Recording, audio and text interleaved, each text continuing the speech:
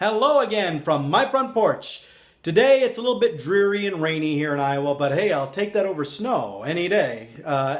Because here in Iowa it could snow like that. It did just this last week. It was the strangest thing where it snowed in the morning and then by the afternoon, bright and sunny and all the snow was gone. You couldn't even tell the snow had ever been there.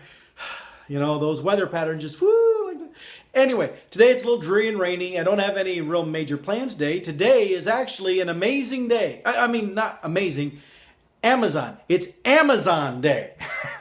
What I mean by that is I've recently purchased a few things that I had delivered from Amazon, and today's the day to try to get stuff set up. Like, for example, I have leaning over there against the doorway, there's one of my packages, some stuff that I have to put together for inside the house. So, and I've got some stuff in the garage. I've got a couple of headboards that need taken care of. I got, all kinds of interesting little projects to take care of here at home today. So it's amazing. Amazon Day, amazing Amazon Day. That's what we'll call it. This is also a sad day, though, a sad day in history. For it was on this day, many years ago, that the final episode of The Monkees was originally broadcast. Oh man, I just can't get over the sadness. Here we come, walking down the street. We get the funniest looks from everyone we meet. Hey, hey, we're the Monkees, and people say we monkey around, but we're too busy singing to put anybody down. We're just trying to be friendly. I'll come and watch, sing and play. We're the young generation, and we've got something to say. Hey, we're the Monkees. You never know where we'll be found, so you better get ready. We may be coming to your town. Fortunately, in this house, we come prepared because I happen to have on DVD the entire series of The Monkees. So today I can watch some Monkees to celebrate the fact the Monkees never die, okay? Not in this house. In this house, the Monkees live on forever. Seriously, ask my kids. They'll tell you that's true. All right, so I'm in a really good mood today. I'm upbeat and I'm peppy, and I am because the last part of this last week I was really dragging, and there were reasons for that. I drove to Wichita, Kansas, which is a good 6-hour drive, and that wears you out just on its own. Then I got there, and the hotel I stayed at was normally a good place, but this time lousy experience. My toilet kept flushing all night, and it would sound like an industrial power washer every time it did, so it kept waking me up. And then in the morning, I'd given them my wake-up call time, and they gave me a wake-up call an hour late. Fortunately, I didn't have anything I had to rush into the office for right away at the morning because that would have been a bigger problem. But still, it's very, very annoying, and I could have had issues, and that would have caused problems. So I was upset about that, too.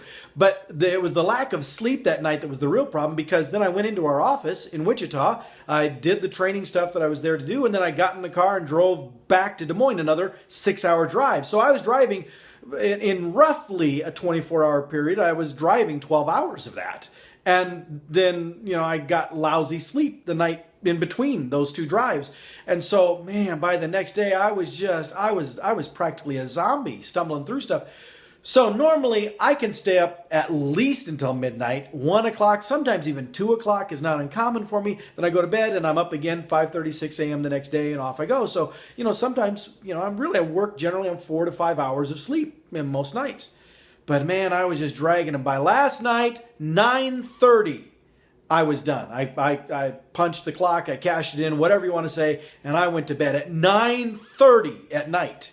And aside from maybe once that I answered nature's call during the evening, during the course of the night, I was in bed until 9:54 this morning, which means I slept for 12 hours. That's just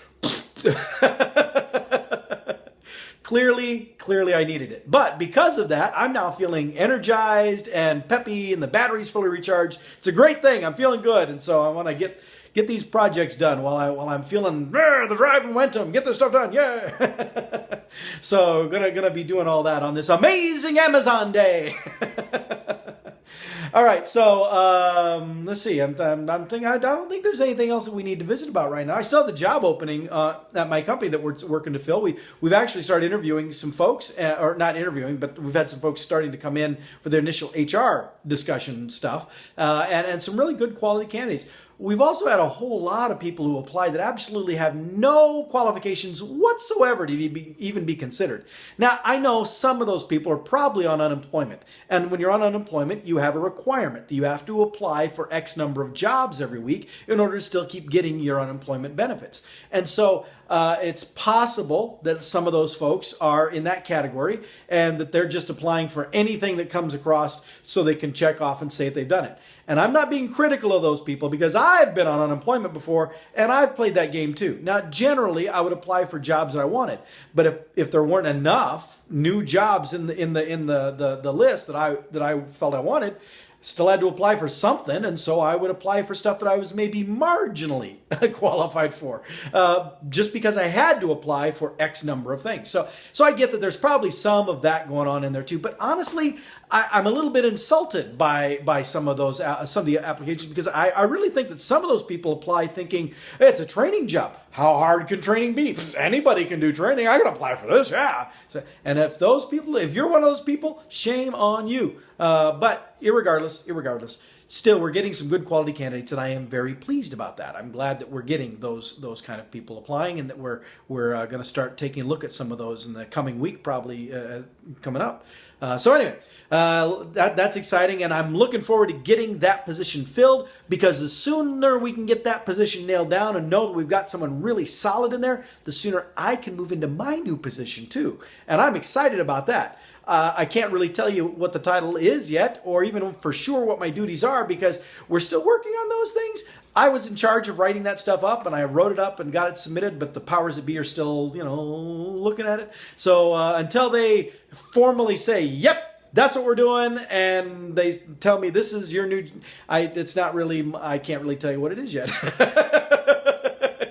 But it's going to be exciting. I know the gist of what I'm going to be doing. It's just the nuts and bolts of the job description that we're still hammering out. But I'm really excited about it. It's going to be really cool stuff. By the end of the month here, I have to get my draft in, my final draft revision to ATD for my book, and then it's supposed to go to the considerations meeting in April.